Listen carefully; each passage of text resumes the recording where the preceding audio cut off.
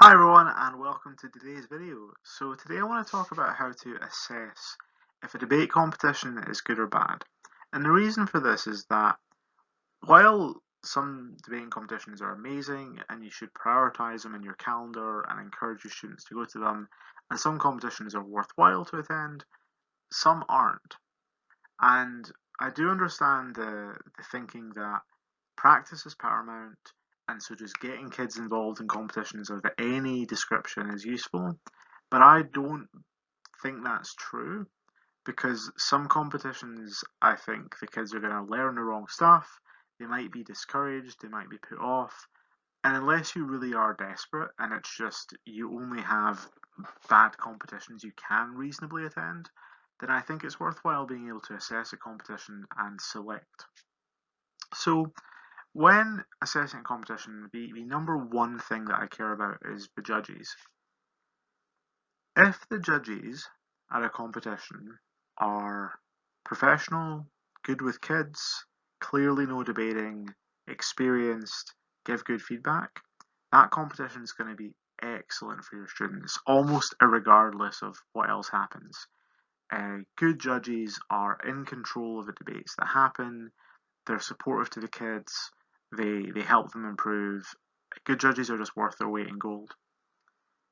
Therefore, if you're going to a competition and the judges are like parents of the school that's running it, or sixth form students who aren't even debaters but maybe like do MUN and have been press ganged into it, or if the people running the competition ask schools to provide judges. In those circumstances, the judges are not really good debaters who know what they're doing, and therefore the competition is likely to not be helpful because the calls are going to be wild, which is quite dispiriting. The feedback might be actively detrimental. Like I had a judge at a competition last year tell my students they were too comparative, which is just awful feedback. I'm not going to go into like how awful that is, but it's the sort of thing that if you're a long time debating coach and you heard that, you burst out laughing because it's so dumb. And just in the last few weeks, I had a judge say to a 13 or 14-year-old female students of mine that they could add them on Facebook if they want individual feedback, which is obviously a safeguarding violation. In the last couple of weeks, I had a judge who didn't know the timings of the competition they were judging and who interrupted the student like a minute early. I've had sixth form students who have told students that they have like a right of reply when giving POIs, just like an MUN thing. These competitions are not good, and they're worth avoiding. Any competition that Standout Speaking runs, our number one priority is: do we trust every chair judge? Do we know that they know what debating is? They're good with kids. They're professional. Like we DBS check every judge as well. So just basic stuff like that. In terms of motions, um, motions don't have to be original, topical, current, unique. Motions can be bog standard and ones you've seen before and still be good because classic motions are classic for a reason. The death penalty is a great debate, and even if it's a motion that you've seen a lot before, maybe your students haven't, particularly if it's a novice friendly competition. So motions don't have to be unique or super clever or complex. They can be. Sometimes it's good to have motions that are interesting or that are new. But the most important thing is motions have to be reasonably balanced and not worded really stupidly. And if you go to a competition and the motions are obviously way easier to prop than op, or they're quite shallow, as in there's a couple good arguments, but not enough that closing government and closing opposition have as much chance to win as the opening teams, then that's probably bad competition. If a competition isn't power paired, that's a bad sign. Competition should be power paired. Power pairing means that after every round, so round one's not done like this because it's not seeding, but after round one, the draw puts teams together who are on the same number of points. So if you have a team like Hogwarts A are on 5 points after 2 rounds, then going into round 3, Hogwarts A should be debating against teams who are also on 5 points.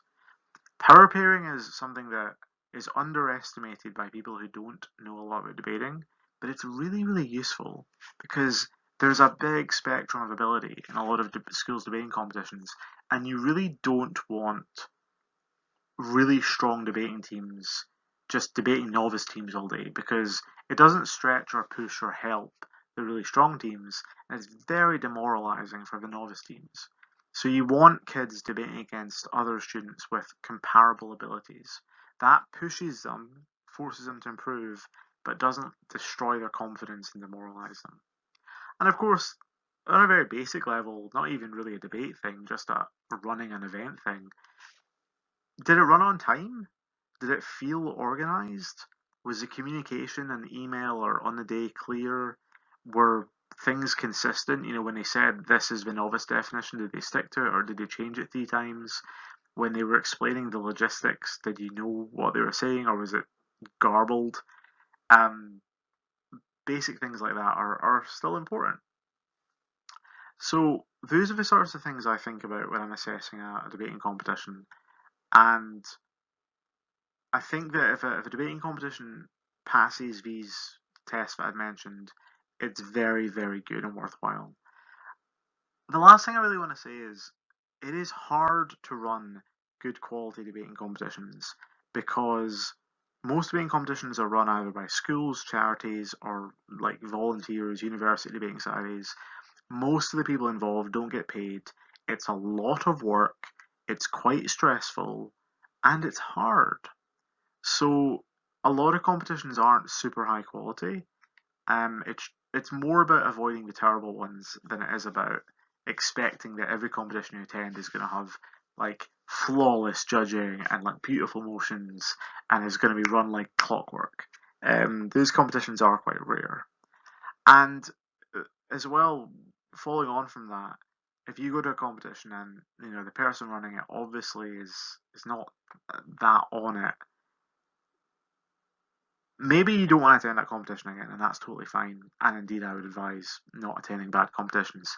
But please don't be like super rude to judges who give a bad call or really rude about people who are running bad competitions when you meet other teachers at other competitions or on social media or whatever, because most people I've encountered in debating over the last 12 years are good faith actors.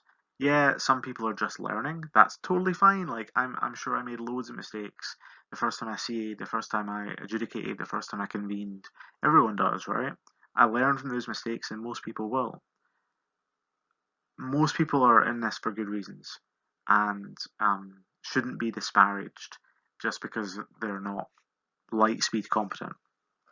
There are, of course, a few people who think they're really competent and running great events and aren't, and like that's a bit unfortunate. But again, these people aren't worthy of derision. Avoid their competitions if you think it's not worthwhile for your students, but there's no need to be mean, is all I'm saying. And always remember that these events are predominantly being run by good people with good intentions for good reasons. No one's running a debating competition to try to get rich. Or, I mean, if they are, I guess they're real dumb. Alright, I hope this was useful. It's always worth thinking about a competition at the end of the day. If you would want to go to it again, who was running it, why was it good, why was it bad, could things be improved, is it worth giving them some feedback or getting in touch, is it worth skipping it off your calendar next year? Don't just keep going to the same 3 or 4 competitions because you've always done them or because they're more traditional or even because they're bigger competitions or run by prestigious organizations.